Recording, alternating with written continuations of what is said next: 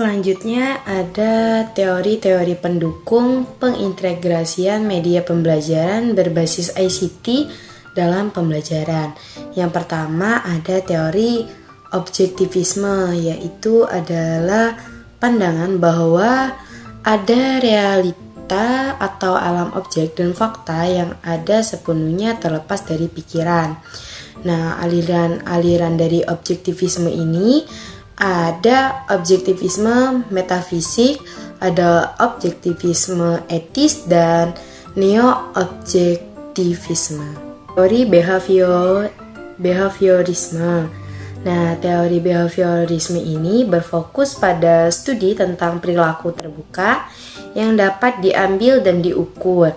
Behavioristik ini memandang bahwa belajar ini merupakan perubahan tingkah laku sebagai akibat dari adanya interaksi antar stimulus dan respon. Ini menurut Robert pada tahun 2014. Dick atau Sun pada tahun 2012 kemudian merumuskan peran yang harus dilakukan guru dalam proses pembelajaran, yaitu yang pertama itu membentuk kebiasaan dari peserta didik. Yang kedua ini berhati-hati jangan sampai membentuk kebiasaan yang nantinya harus diubah, karena mengubah kebiasaan yang telah terbentuk adalah hal yang sangat sulit. Yang ketiga, jangan membentuk kebiasaan dengan cara yang sesuai dengan bagaimana kebiasaan itu akan digunakan. Yang keempat, bentuklah kebiasaan ini dengan cara yang sesuai dengan bagaimana kebiasaan itu akan digunakan. Teori pemrosesan informasi. Menurut Mirat pada tahun 2020, langkah yang harus diperhatikan guru di kelas dalam kaitannya dengan model pembelajaran pemrosesan informasi, yaitu yang pertama itu melakukan tindakan untuk menarik perhatian peserta didik, yang kedua memberikan informasi mengenai tujuan pembelajaran dan topik yang akan dibahas, yang ketiga ini merangsang peserta didik untuk memulai aktivitas pembelajaran, keempat menyampaikan isi pembelajaran sesuai dengan topik yang akan dirancang, yang kelima memberikan bimbingan bagi aktivitas peserta didik dalam pembelajaran, yang keenam memberikan penguatan pada perilaku pembelajaran, yang ketujuh ini memberikan feedback terhadap perilaku yang ditunjukkan, yang kedelapan melaksanakan penilaian proses dan hasil, yang kesembilan memberikan kesempatan kepada peserta didik untuk bertanya dan menjawab. Karakteristik dari teori pemrosesan informasi, yang pertama itu proses berpikir, yang kedua mekanisme pengubah, yang ketiga ini pengkodean atau recording, yang keempat konstruksi strategi, dan yang kelima generalisasi. Tahap model pembelajaran pemrosesan informasi Gagnon mengemukakan 8 fase proses pembelajaran. Ini menurut Dewi dan kawan-kawan pada tahun 2021, Mihmidia tahun 2013, dan Rusman 2014, yakni fase motivasi atau motivation phase, yang kedua fase pengenalan, yang ketiga perolahan, yang keempat fase retensi, yang kelima fase pemanggilan, yang keenam fase generalisasi, yang ketujuh fase penampilan, dan yang kedelapan yaitu fase umpan balik. Selanjutnya ada teori kognitif behaviorisme. Ini teori belajar kognitif adalah teori belajar yang mementingkan proses belajar daripada hasilnya. Sedangkan teori behavioristik adalah teori belajar yang mengutamakan pada perubahan perilaku peserta didik ke arah yang lebih baik. Tentunya teori Piaget mengelompokkan perkembangan kognitif anak ke dalam 4 tahap, yaitu yang pertama tahap sensori motor. Ini berusia pada 18 sampai 24 bulan. Yang kedua tahap praoperasional, ini berusia pada 2 sampai 7 tahun. Yang ketiga tahap operasional konkret, ini berusia pada 7 sampai 11 tahun. Yang keempat tahap operasional formal, ini berusia dari 12 tahun ke atas. Teori pendekatan sistem, ya ini ada unsur-unsur komponen dasar dari sistem, yaitu ada input, output, dan feedback. Ciri-ciri dari suatu sistem ini mempunyai tujuan dan struktur.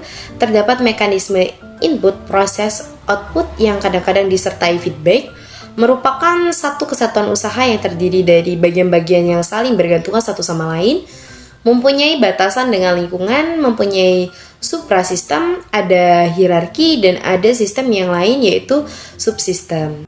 Selanjutnya ada teori sosial aktivisme, yaitu adalah aktivitas adalah sebuah tindakan yang dilakukan bertujuan membawa perubahan di masyarakat. Sedangkan aktivitas media sosial adalah pengguna teknologi jaringan sosial untuk mengorganisasi dan mengkoordinasi tindakan yang mendukung perubahan sosial politik di masyarakat menurut Bronner pada tahun 2017.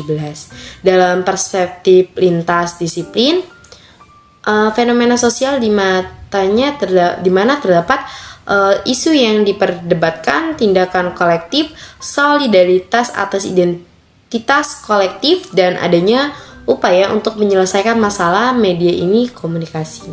Teori scaffolding yaitu suatu istilah dalam dunia pendidikan yang merupakan pengembangan teori belajar konstruktivisme modern dan sering digunakan ketika menggambarkan interaksi belajar mengajar di kelas. Selanjutnya ada teori perkembangan anak. Teori perkembangan anak ini mengacu pada bagaimana anak berubah dan bertumbuh selama masa kecilnya. Di dalamnya terdapat beragam aspek mulai dari sosial, emosional, hingga kognitif.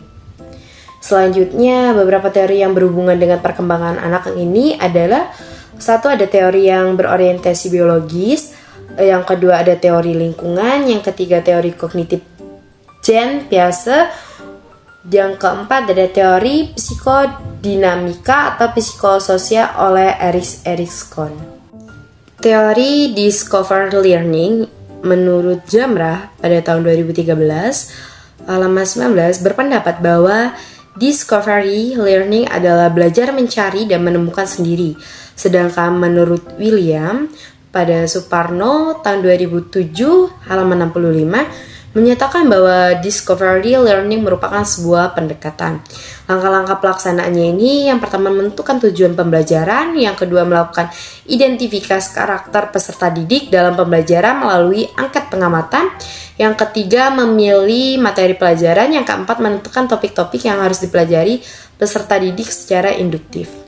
Selanjutnya teori kecerdasan jamak, adanya 8 jenis kecerdasan, yaitu kecerdasan verbal linguistik, logis matematis, visual spasial, kinestik, musik, intrapribadi, antar pribadi, maupun naturalisme.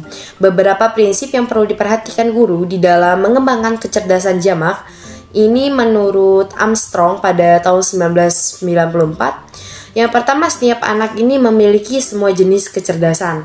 Yang kedua, kebanyakan anak ini berkembang mengembangkan berbagai jenis kecerdasan pada tingkat kemampuan yang memadai.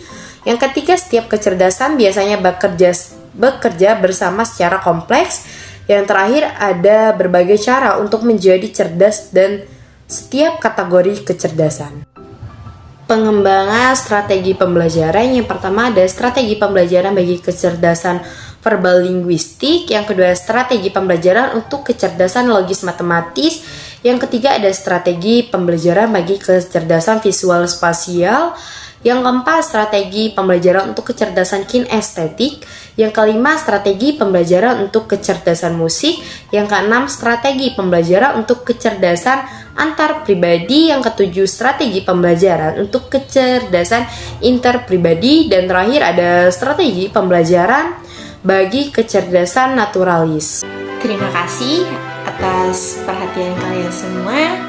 Wassalamualaikum warahmatullahi wabarakatuh.